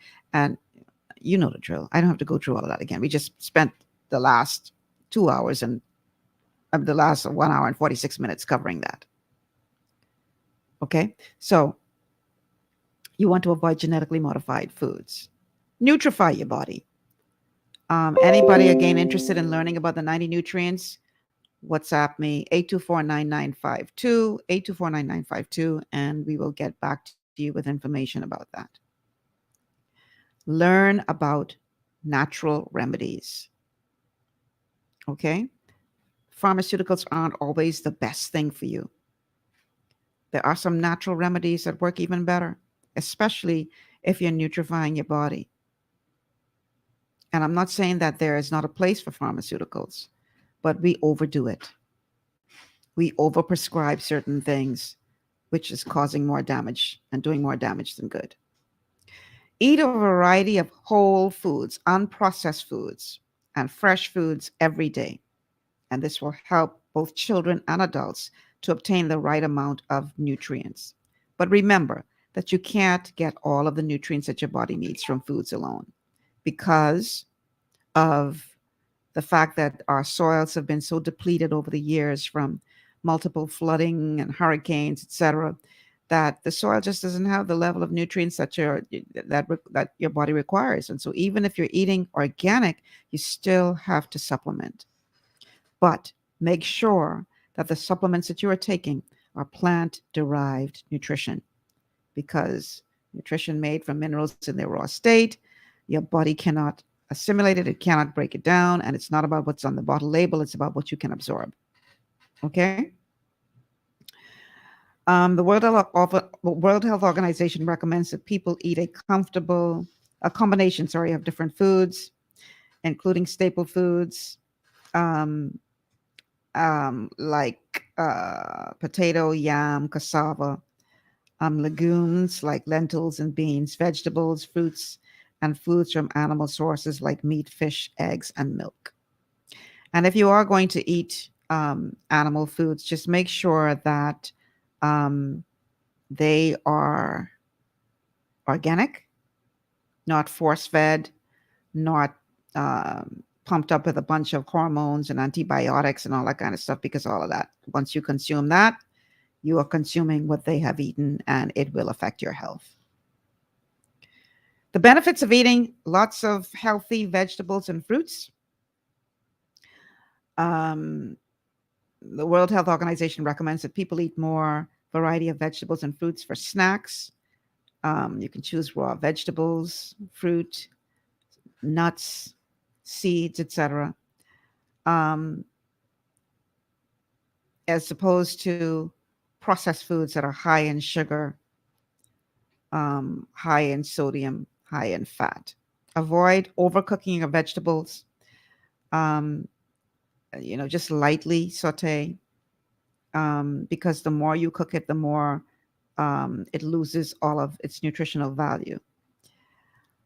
If you are eating canned vegetables, and you need to be careful with that, because the can again has something that can leach into the food, and once you consume that, it gets into your system, and that's that. Vegetables and fruits are important sources of vitamins and minerals, dietary fiber, plant protein, antioxidants, etc. And so make sure your diet is rich in vegetables and fruit, but understand that you need more than just that. You have to supplement, because the amount of that fruit and vegetable you're going to have to eat to get sufficient nutrition is not sustainable. And it's simply because of the depleted soils. So avoid the 12 bad foods. Again, for those of you who are new here, we did an entire show on that a couple of weeks ago. No wheat, no barley, no rye, no oats. That's all of those that contain gluten. You want to be careful of soy and corn, because they are heavily sprayed with Roundup or glyphosate, which is cancer causing, and they are profusely genetically modified throughout the Western Hemisphere. So you'd be very hard pressed to find any heirloom corn or soy that has not been genetically modified. So avoid those unless you know for sure that they are heirloom corn and soy and have not been genetically modified or sprayed with Roundup. You want to avoid fried foods and oil, because the oil, the container, has oxygen, and the oxygen, as long as that air sits in that container, is oxidizing the oil, and the oxidized oil, once it gets into your system, causes inflammation. And when you fry the food, this problem is increased dramatically, and this leads to things like cancer, which I dare say is one of the reasons why we have such a high prevalence of cancer in this country, because we fry everything. So no oils, no fried foods. If you are going to eat red meat, make sure that it's never well done. It should be rare or medium rare. Okay? Don't eat the skins of a baked potato. If you want to eat the skins, boil the potato, but if it's baked, do not eat it. Okay? And the good foods. There are some good foods out there. So if you don't have a problem with animal protein, eggs are some of the most perfect foods out there. Eggs are good. Butter is fine. I use the raw coarse salt from the Family Islands, because your body needs salt, minerals. I don't eat a lot of red meat, but whenever I do, I try not to make sure it's not overcooked. You don't want to eat processed meat like bacon and pepperoni and salami and spam and all that kind of stuff if it has nitrates and nitrites in them, because that causes cancer. And if you want to consume something sweet, just don't do the sugar. But there are other alternatives out there that are healthier for you, like stevia leaf. Much healthier for you than that overprocessed sugar. Even molasses is a much healthier option. Or you can find somebody who produces the pure raw honey, much better than the sugar. Okay? But you got to make the decision that, for the sake not just of yourself, but for your nation, that you're going to make the decisions, you're going to switch the brands, you're going to do what you need to do to get healthier, people. Because it's like a war against our health. They're trying to set us up, program us to fail. So you have to take responsibility to the point where you don't allow them to win, because we are in a war. So nutrify your body. Make sure you're eating organic. Try to get sufficient rest. As much movement as you can, exercise. And guess what? You only have to exercise 10 minutes a day to get benefits. It doesn't have to be where you go spend 3 hours in the gym. If you choose to do so, that's fine. But just 10 minutes a day of movement, and you will get some good benefits from that. Make sure you're drinking good, clean water. Okay? And I promise you, if you nutrify your body, avoid the bad stuff, you can turn the tide in this war, all-out war on our health. So I think we're going to do one more show next Wednesday on this question of obesity. I believe I have sufficient for one more show. And then we're going to move to another topic. Is that a caller for the show? We have a caller on the line. Caller, welcome to GPS. Yes, how you doing, Michelle? Great, how are you? Wonderful. You know, another sweetener you can use is the monk fruit. Yes, monk fruit is good, but oh boy, it's expensive. Yes, it's very, but Very you don't have expensive. to use that much anyhow. Yeah. But You know? monk fruit is very, very good. And It's very good. Like you said, the natural honey from Exomo or the places who got the natural pure honey. I tell them don't buy the food honey because it went through processing. Too much processing. Yeah. Yeah, you don't need that. You're looking for raw honey. That's what you're looking Yes, for. for raw honey. And then another thing, Michelle, is this too. I don't hardly try not to eat out, but if I do, a couple of restaurants I went to, there's one on Carmichael Road. I won't call the name, but I asked, what type of salt do you use? He said that he used the Himalayan salt or the salt from the family. That's pretty good. Yeah, because in no country, no island, why they ship salt from Inagua to the United States, and they ship it back here with silica, monosodium, all that stuff from They take it from the Bahamas, send it abroad, process it, and then sell it back to us. Send it back. I mean, the boat go loaded with mortar salt, with the salt. That don't make sense. None at all. All Acklands, Exuma, you just go and rake the salt off the rock. Yep, much healthier for you. You can do that, and like I said, I've been of red meat now going on to about 14 years now. Chicken and turkey about 10. And so I just do a lot of vegetables, beans and stuff, Right. I do a lot of that, and sea moss and stuff like all of my vegetables and everything. I don't eat canned food. And if I do eat canned food, if I get them, like I get the one that say BBA free. Yes, that's important. Yeah. Yeah, and see, some people, they buy the mash can. When you do that, all the line and everything is exposed and go into the food. Right. On those regular, those mash cans, So if you eat canned food, make sure it say BBA free. You got to become an expert at reading labels, that's for sure. Yeah, that's very, very, very important. And Michelle, I know a lot of doctors might not like you. Sure, that's their business. I know. We got to educate our people, man. And I heard a doctor today, someone had to show, you have to be on for life, for this medication for your kidney. And that's not true. That's not true. And for cholesterol and high blood pressure, no, you don't. You get on a good plant-based diet, you can reverse whatever disease that you brought on yourself. But it ain't gonna be overnight. It's like it's gonna take time. But listen, I'm running out of time. I gotta cut you off because I gotta go. Okay. But I appreciate you calling, though. Thank you so much. All right. Really appreciate you. So listen, I want to leave obviously promoting the big event for next week. So next week, Wednesday, we have the Miss World finale, and our very own Sienna Evans is going for the crown.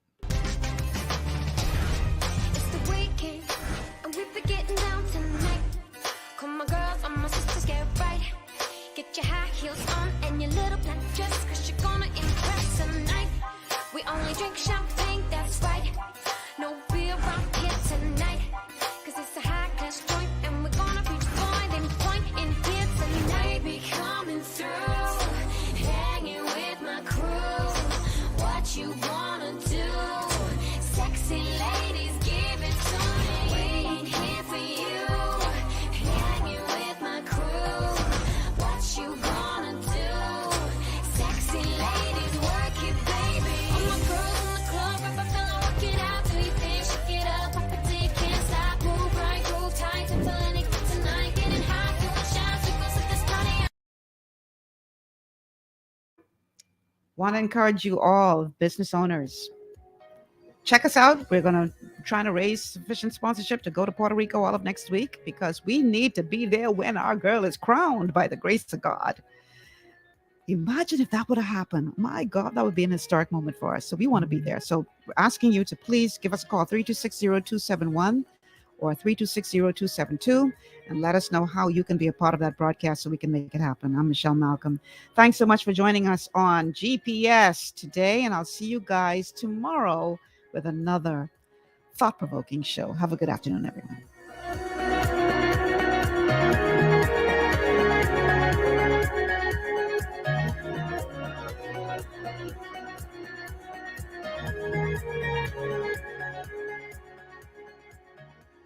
Global 99.5 FM reminds our listeners that the views and opinions expressed on this show are those of the host, guests, and not necessarily the opinions of the owners of Global Communications Network and the operators of this radio station. This is 99.5 Global FM, your number one source for R&B in the Bahamas.